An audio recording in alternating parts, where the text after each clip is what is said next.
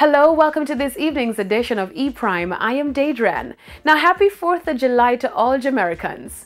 To commemorate the occasion, the U.S. Embassy in Jamaica hosted the Independence Day reception at the Jamaica Pegasus on June 27. This year's celebration marks the 242nd anniversary of the publication of the Declaration of Independence from Great Britain in 1776. Guests for the event included American franchises and businesses operated locally, Jamaican government officials, members of the diplomatic corps, and various members of the wider Jamaican community.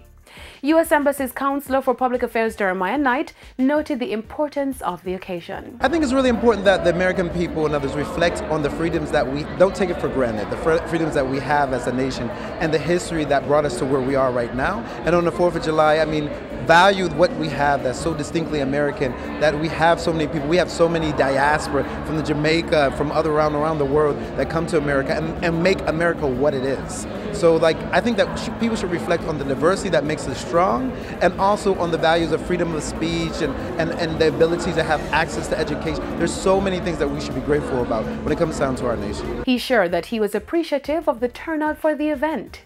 Happy for the turnout that we had, over 500 some odd people that came out to celebrate with us. And celebrating with our friends, there's no better way to celebrate the 4th of July. And so Jamaicans, we have a wonderful relationship with the people and the government of Jamaica. So this year was excellent. I really enjoyed the time that we had. The U.S. Embassy Kingston showcased a number of traditional U.S. activities, including the Marine Corps Color Guard and delectable dishes, which highlighted the dynamic American culture. In news overseas, the first official trailer for the Rest in Power, the Trayvon Martin story, has been released. The 6-part series, executive produced by Jay-Z, credited as Sean Carter, is slated to premiere on the Paramount Network on July 30 at 10 o'clock. The series will chronicle the rise of the Black Lives Matter movement, which began with the shooting of unarmed 17-year-old Trayvon Martin on February 26 in 2012. The shooter, George Zimmerman, who used Florida's controversial Stand Your Ground law as justification for the shooting of the teen, claimed self-defense in the incident and was acquitted of second-degree murder and manslaughter charges in July of 2013. In addition to Martin's parents, the doc will feature interviews with the family's lawyer, Benjamin Crump, the Reverend Al Sharpton, Carmelo Anthony, Angela Davis, and many others. The 2018 FIFA World Cup is getting hotter, with the round of 8 kicking off on Friday. For those planning viewing parties, please note that Radio Jamaica Limited has non-exclusive public viewing rights and will, in cooperation with DirecTV, grant rights for viewing in public places, including electronic billboards, sports bars, and public viewing parties.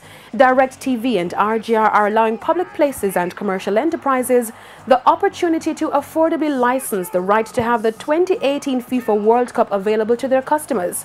For more information on this, you may contact Television Jamaica at 876-733-2116 or 876-733-2126. DirecTV, RGR, and FIFA will aggressively protect these specific rights from unauthorized broadcasts. And that's it for this evening's edition of E-Prime. I am Daedran. Thank you for watching.